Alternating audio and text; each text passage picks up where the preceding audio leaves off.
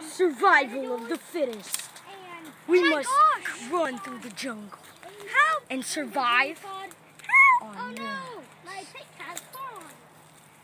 Gross, but they'll keep us alive. Ow! Are you looking for a grub? Okay, Papa. Yes. Can I have my tick back? Ow! That other one had thorns on it. Wolves have been here lately. We have to get him moving. Wolf! Oh, God! That survived at the Oso. Hey, there was a bird I'm also back. gonna call some doves. Shh, everyone be quiet. Shh. Stop. Shh. Everyone be quiet. Gunnar, you do your howl again. Shh.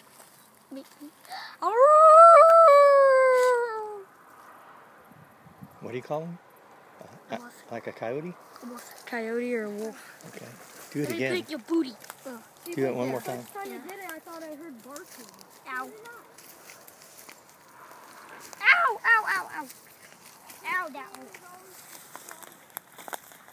Papa, you can have one of these for weapons. This one or this one? I said that. Okay, that's a good weapon. Have y'all heard the story of the bush? No story. Okay. No story. Legend has it. Oh, come on, man. It's not that scary. Legend. That's the bushman. Legend has it that there was a man that lived down in these bushes. He was a normal rich man. Which way do we go? He didn't have very many friends, so he decided to come down here and immerse himself with all of the wildlife and animals. He survived for months off of the fish and everything. Ow. This One way. day all his food supplies ran out. He was forced to eat leaves and bugs and rats that he could find and somehow smoke. No, He wasn't a survival expert either, though. And now they say, Come back. that Bushman haunts these waters and these bushes.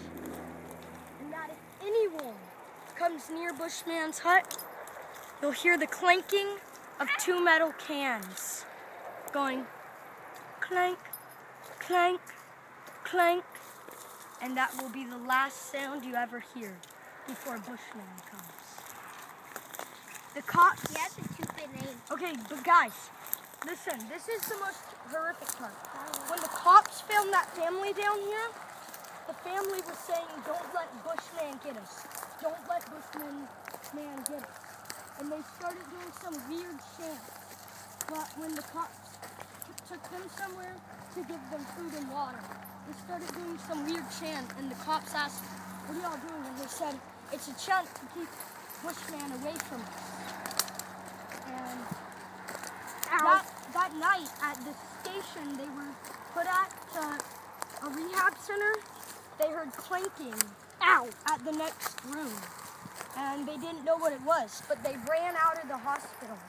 And they came back to this spot, and the police came right down here because they knew where to find them.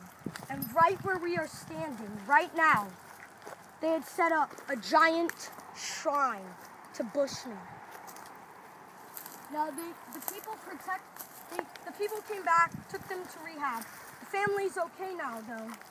But the scary part is, when the police asked them to describe what this Bushman looked like, they said he had clothes made of grass.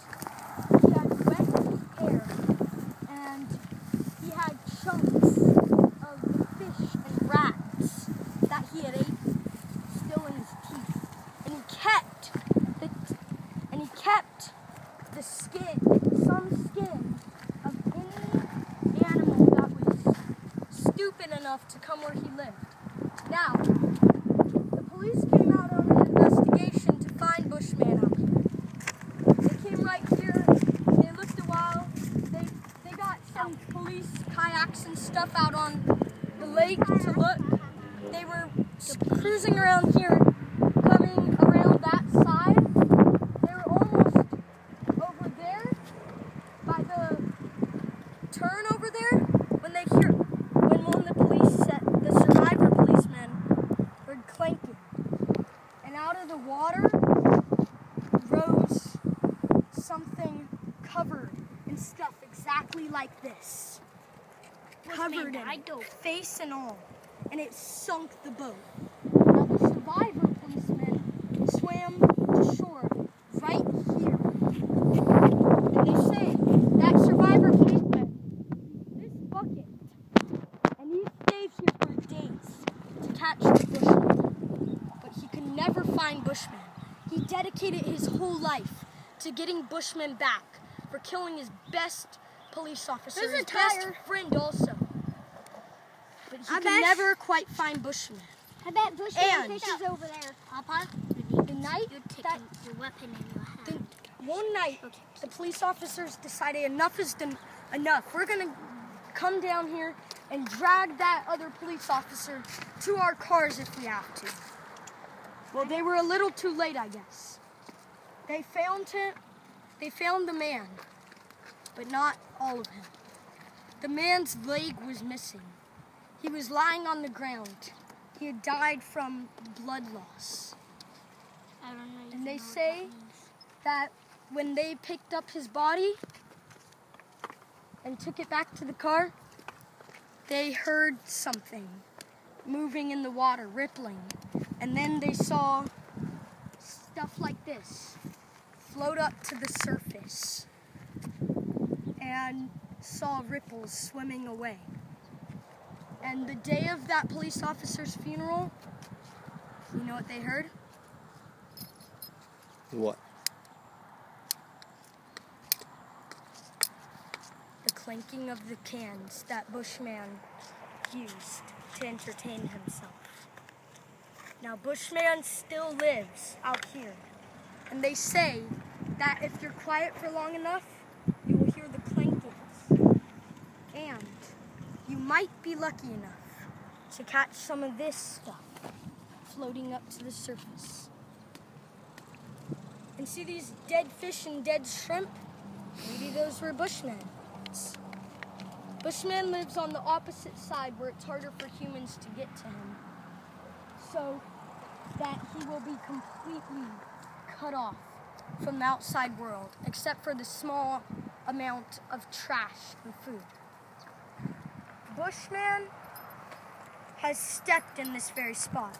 His car may have even been pulled down here.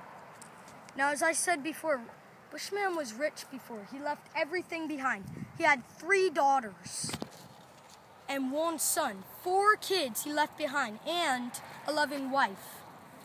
But the kids and the wife, his wife had died, and the kids came down here to find their dad. They split up into groups of 2. Strolled down the 2 strolled down the river, and 2 followed that path. The ones in the river, well, they didn't make it back, and 1 kid out of all was left remaining. Ran back to hit. It was only the boy that was remaining for some reason. He ran back to his motorcycle and drove off. And the next day, he went crazy and murdered himself. But the night before, he was out in his front yard running around like a maniac, like this.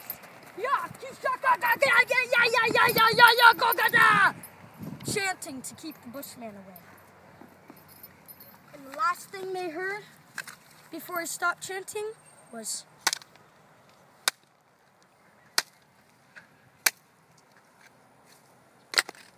that is the story of the Bushman. Keep safe when on the Oso.